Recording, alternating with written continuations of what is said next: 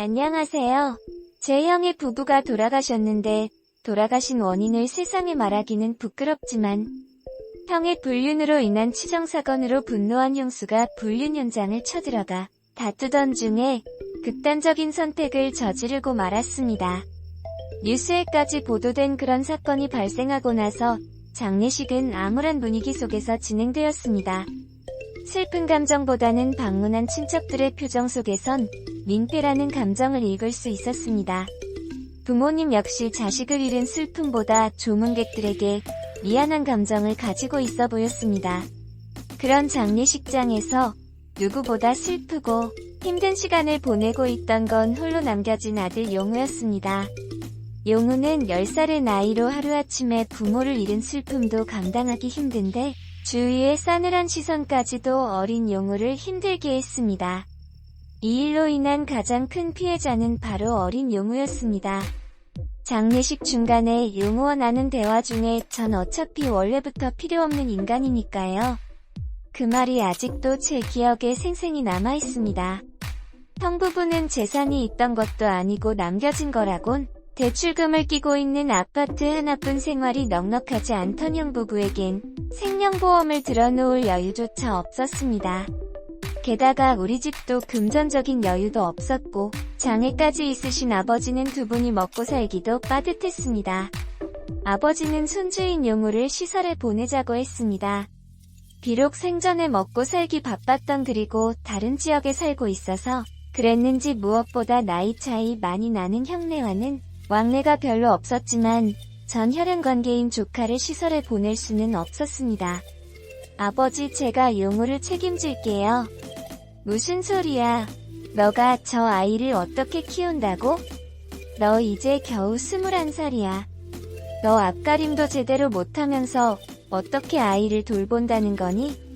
너무들 하시네요. 용우의 기분을 한 번이라도 생각해 보셨어요? 어른들의 문제로 일어난 일도 충격적인데 그런 어른들 마음대로 자기를 시설에 보낸다고 하는 게 말이 되냐고요? 혈육이고 가족인 우리가 책임져야 한다고요? 한순간의 동정으로 이 인생까지 망칠 셈이야. 결국 아버지와의 싸움으로 번진 끝에 전 용우를 데려가기로 했습니다. 대신 그 어떤 도움도 줄 수 없다는 부모님에게 그럴 일은 없을 거라고 선언했습니다. 그렇게 장례가 끝나고 용우는 제가 사는 곳으로 인사를 했습니다. 장례식 이후로 부쩍 말수가 적어진 용우는 가지고 온 짐을 풀지도 않고 멍하니 앉아 있었습니다. 용우야, 이제부턴 우리 둘이 잘 지내보자. 저는 아무런 도움도 안 되는 존재인데 장례 때 사람들이 한 말 너무 신경 쓰지 마. 세상엔 자기 앞가림만 하기에 바쁜 사람들도 있지만 주위 사람들을 신경 쓰고 챙겨주면서 함께 어울리며 살아가는 사람들도 많으니까 별로 신경 쓰지 않는 게 좋아. 하지만 민폐를 끼치는 건 맞잖아요. 저 때문에 할아버지와도 싸웠고 의견이 서로 달랐던 것뿐이야. 너도 학교에서 너랑 다른 생각을 가지고 있는 친구 있을 거 아냐?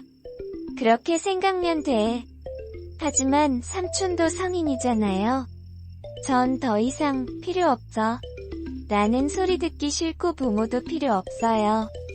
확실히 말해두는데 나 아직 21살이야. 너랑 11살 차이뿐이었나? 나한테 부모라고 느끼면 곤란하다고. 아직 그럴 능력도 나이도 아니니까. 그냥 친구랑 같이 산다고 생각해. 아직 우리에게 힘들거나 어려운 일이 생긴 게 아니잖아. 그전 건강하게 즐겁게 살아가면 되는. 그리고 용우의 표정이 한결 밝아진 걸 느낄 수 있었습니다. 그렇게 조카와의 동거가 시작되었습니다. 사람들은 10살 용우를 어떻게 돌보냐고 했지만 초등학교 3학년 용우는 자기 할 일은 알아서 했고 학교 공부나 숙제도 알아서 척척 해주었습니다. 오히려 집안 청소나 설거지도 하면서 저를 도와주었습니다. 부모가 없다고 아이들에게 따돌림 당하지 않으려면 공부라도 잘해야 하잖아요. 덕분에 지금은 아이들이랑 잘 지내고 있어요. 무슨 소리야. 그렇게 생각하지 마. 용우, 너가 밝고 긍정적이라 아이들과 친하게 지내는 거야. 공부를 못한다고 따돌림 당하지 않아.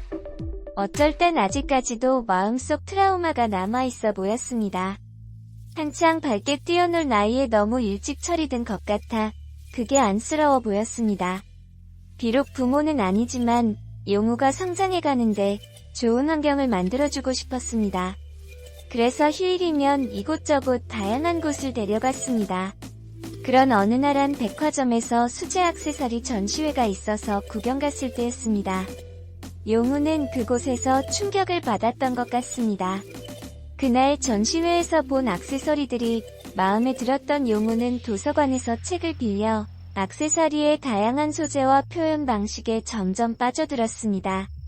그 후 중학생이 되면서부터는 본격적으로 책을 통한 이론에 그치지 않고 직접 액세서리를 만드는 작업을 배우면서 학생작품이라고는 믿기지 않을 만한 세밀한 작업에 액세서리를 만들기 시작했습니다.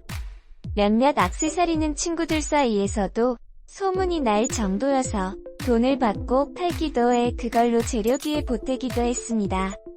용우는 나중에 무슨 일을 하고 싶어? 액세서리 디자이너가 되고 싶어요. 삼촌에게 폐가 되지 않도록 대학은 제 손으로 벌어서 갈 거예요. 꼭 그 꿈을 이뤄서 멋진 너만의 브랜드를 만들어봐. 내 브랜드요?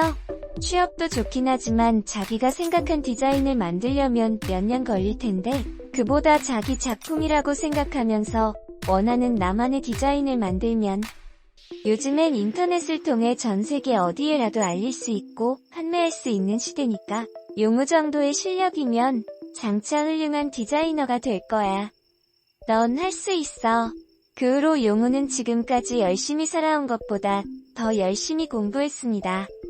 고등학교를 좋은 성적으로 졸업 후 서울의 유명한 미대로 진학했습니다. 전부터 많은 디자인을 만들어냈기에 대학 진학 후 인터넷을 통해 자기의 브랜드를 런칭해 알리기 시작했고 사진 촬영에 자신 있었던 저는 용우의 작품을 더욱 멋있게 촬영해 홈페이지에 올리는데 도움을 주었습니다. 그러던 중 국제 액세서리 공모전에 출품한 한국의 정서를 담은 작품이 전 세계인들에게 좋은 반응을 받아 수상하면서 언론의 주목을 받게 되었고 방송을 통해 여러 차례 소개되면서 가치와 인지도가 상승해 국내 백화점에까지 입점하게 되었습니다. 그 후로 시간이 흐르 용우는 이제 수십 명의 직원을 둔 브랜드의 사장이 되었습니다. 패션지에도 자주 나오고 방송 출연까지 하면서 유명인이 되었습니다. 그런 모습을 옆에서 지켜본 제 마음은 무척이나 행복했습니다.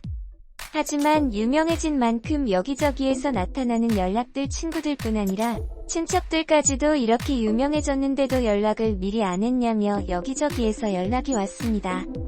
국내보다 해외에서 더 잘나가는 젊은 CEO로 언론에서 소개되면서 많은 사람들의 인기를 얻게 되고 나니 이제 와서 친한 척하는 사람들이 많아졌습니다.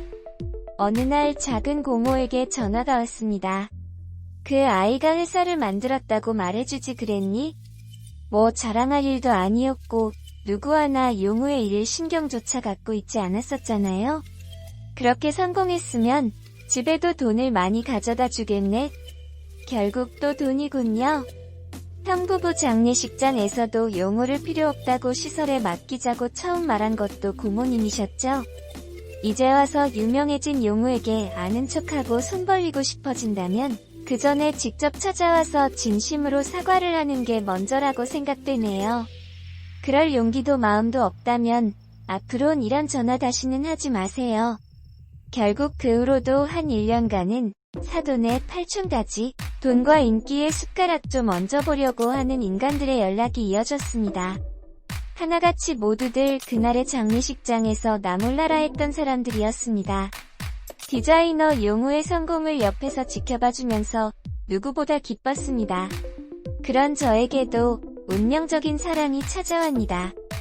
회사에서 오랜 시간 함께 보면서 친해진 자상한 성격의 유나씨를 처음으로 용우에게 소개시켜 주었습니다.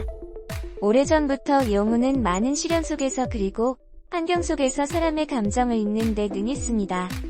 그날 유나씨와 저녁 식사를 하고 돌아오는 길에 용우는 유나씨 삼촌을 많이 사랑하는 것 같아요. 그 마음이 전해지는 것 같아요. 저라면 유나씨 놓치지 않게 꽉 잡을 거예요. 그 후 전 유나씨와 결혼을 하게 되었습니다. 결혼식장에서 직장 후배들의 축가가 끝나고 용우가 단상으로 올라오는 것이었습니다. 의아해하는 저와는 달리 용우는 편안한 표정으로 마이크를 잡고는 안녕하세요. 용우입니다. 오늘은 제가 꼭 하고 싶은 이야기가 있습니다. 용우는 지금까지 저와의 생활들, 지금의 행복한 이야기들을 말했습니다. 물론 그 이야기 속엔 처음 용우와 제가 만나게 되었던 장례식장에서의 이야기도 들어있었습니다. 제가 회사를 설립하게 되고 그로 인해 친척과 주위 분들이 찾아왔을 때도 삼촌은 저를 아버지처럼 항상 지켜주셨습니다. 삼촌은 저의 아버지이자 형이자 친구가 되어주었습니다. 그런 삼촌이라면 분명 유나씨도 행복하게 해줄 거예요. 저도 행복하게 보살펴주신 것처럼 삼촌은 저의 영웅이에요. 두 분의 결혼을 진심으로 축복합니다. 그리고 유나도 저도 부모님들도 예식장하는 눈물바다가 되었습니다. 친척들 중 일부는 아니었을 테지만요. 결혼을 한 후 저는 신혼집으로 용우는 새로 마련한 오피스텔로 이사했습니다. 날개를 다친 작은 새를 배려와 상처를 치료해주고 함께 보살펴주었는데 이제는 그 작은 새가 넓은 하늘로 마음껏 날개짓을 하며 날아가는 모습을 보고 있으니 제 마음이 따뜻해져 옵니다. 안녕하세요. 제 형의 부부가